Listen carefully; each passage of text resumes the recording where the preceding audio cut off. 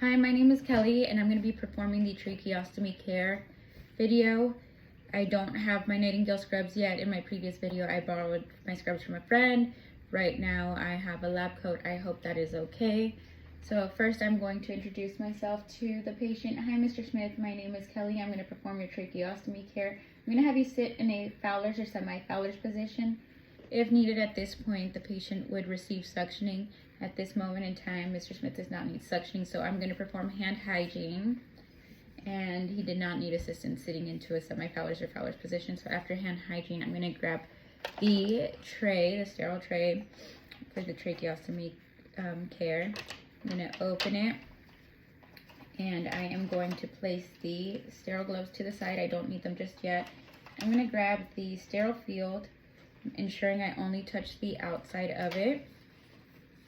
And I can only touch like 1 inch of the inside of it too, but I don't really need to, so that's okay. And I'm going to pour the contents of the kit onto the sterile field, making sure to keep those sterile. And then on this, I'm going to do part iodine and part sterile saline, normal saline. And then for the other two parts of it, I'm going to just put sterile saline on there as well. So at this point, the patient does not need suctioning. I'm going to sanitize my hands again or perform hand hygiene again. And I am going to apply clean gloves. Mr. Smith, I'm going to go ahead and remove your inner cannula. So I'm going to remove the inner cannula and apply it into the soaking solution. And I'm going to remove the soiled gauze as well. Okay, I'm going to dispose of that in the trash along with my gloves and perform hand hygiene again. So after I perform hand hygiene, I am going to grab my sterile gloves, only touching the outside. I'm going to scoot this up just a little bit. And I am going to open this side and only touch the inside of this glove, which is kind of backwards, but I'm only touching the inside, which is okay. And putting my hand in there, ensuring not to dirty it. And then I'm going to grab the other glove, and I can grab this one with my sterile glove because it's also sterile. And I am going to put my hand into the cuff as to not contaminate the other glove. I'm going to grab just the inside of the paper of the wrapper to make sure that I keep sterile. Dump that in the trash. And then from here, I am going to fix my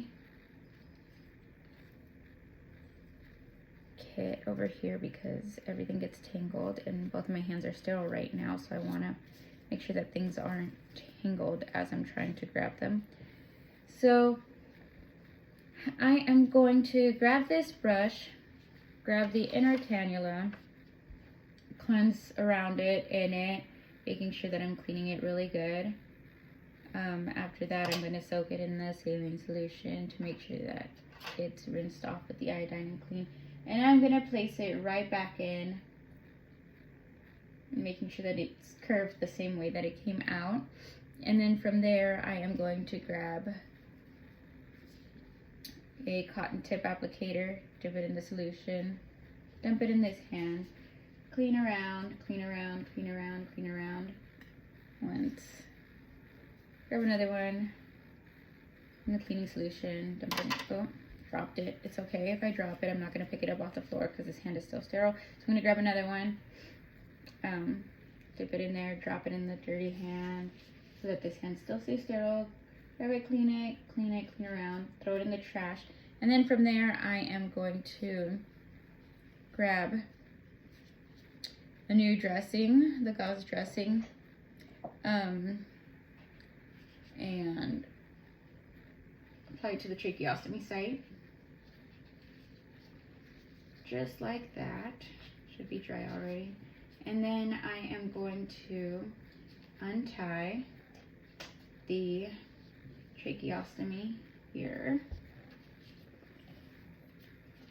And I am going to put that in the trash and hold it, put that in the trash while still holding this. And then from there, I am going to grab the new clean string and put it through, still holding on,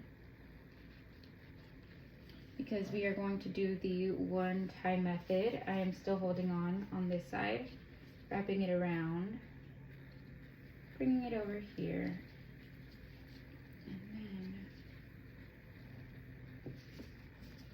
fastening the tie. Not too tight, but just tight enough so that it is secured, but it does not come undone. And we want to make sure we're not choking the patient either. Mr. Smith, you're doing all right? Yes, good. Okay, and then we're going to tie a knot on this side to secure it. And then we're going to place tape over the knot. Oh, I guess I didn't tie it right, and that's important. So then we want to ensure that the knot is tight before we put tape over it so it doesn't come undone.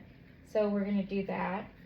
And then we're going to take a gauze square after we apply the tape to the knot, put the gauze square underneath the tape knot, and then apply more tape to keep the gauze there to make sure that we maintain this patient's skin integrity and it doesn't bother them. And then after that, we're going to ask Mr. Smith, are you doing all right? You are? Okay, I'm going to place you back down on the lowest setting of the bed, and you can go ahead and relax. We are done for now. So after I place him on the lowest setting of the bed and ensure that he's okay, I'm going to go ahead and take my gloves off, dump them in the trash, and perform hand hygiene, and we are done.